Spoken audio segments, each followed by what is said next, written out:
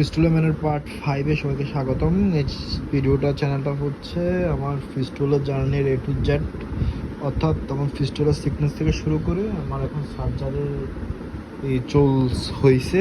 Already surgery 7-8 দিন চলতেছে। আমার রিকভারি রিলেটেড আপডেট এবং সব কিছু মিলিয়ে লাস্ট পর্যন্ত আমি যতটুকু ছিলাম, তো শেষ পর্যন্ত আমি যে ডাক্তারের কাছে অপারেশন করব বলে ফাইনালাইজ করলাম, উনি আমাকে বলল যে তুমি পরবর্তী দিন দুপুরবেলা আসো, দুপুরবেলা এসে একটা টেস্ট করাতে হবে, সেটা হচ্ছে কোলোনোস্কোপি করাতে হবে। কোলোনোস্কোপি হচ্ছে কি, যদি আমি তোমাদেরকে বলি, আমি যেটা অনুভব করলাম এজ এ পেশেন্ট হিসাবে, ধরো তোমার যে পায়ুপথ আছে, পায়ুপথে ওরা একটা ক্যামেরা ঢুকাবে, যেরকমটা তুমি ভিডিওতে দেখতে পাচ্ছ।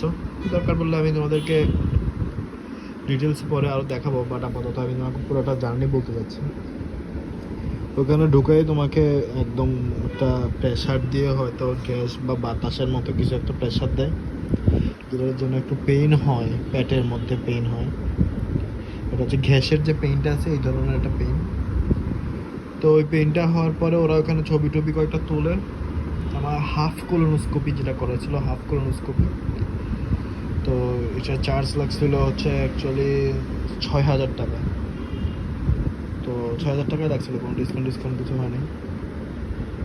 তো অ্যাকচুয়ালি আমি কথা বলতেছি, আমার এখনও পেইন হচ্ছে সার্জারির জায়গাটাতে, এই যে আমার কথা বলা একটু কষ্ট হচ্ছে। তো আমরা প্রতিদিন গেলাম, গিয়ে শর্ট কোলোনোস্কোপি করলাম। এর করার জন্য অনেক একটা লং টার্ম পিরিয়ড আছে। আমি কোলোনোস্কোপি রিলেটেড আমার এক্সপিরিয়েন্স নিয়ে একটা কমপ্লিট একটা আলাদা ভিডিও করবো। তো এখানে সারাদিন গেল কোলোনোস্কোপি করে টোরে লাস্টে ডাক্তারের সাথে দেখা করতে করতে সন্ধ্যা হয়ে গেল। ডাক্তার বলছে ওকে না, উই আর রেডি। আচ্ছা, কোলোনোস্কোপি করার আগে, ওর আগের দিন আমি যখন লাস্ট দিন দেখা করছিলাম, উনি আমাকে আমার ব্লাড সুগারটা শিওর হওয়ার জন্য ব্লাড সুগারের 2টা টেস্ট দিয়েছিল।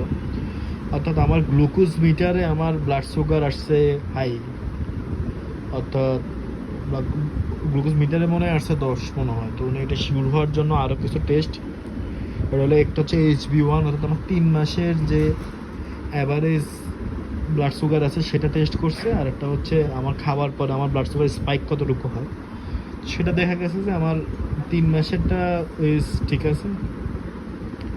আর আমার যে ব্লাড সুগার হাই করছে সেটা সাপোজ 6.65 মেবি নর্মাল লাইন, আমার 6.67 ছিল।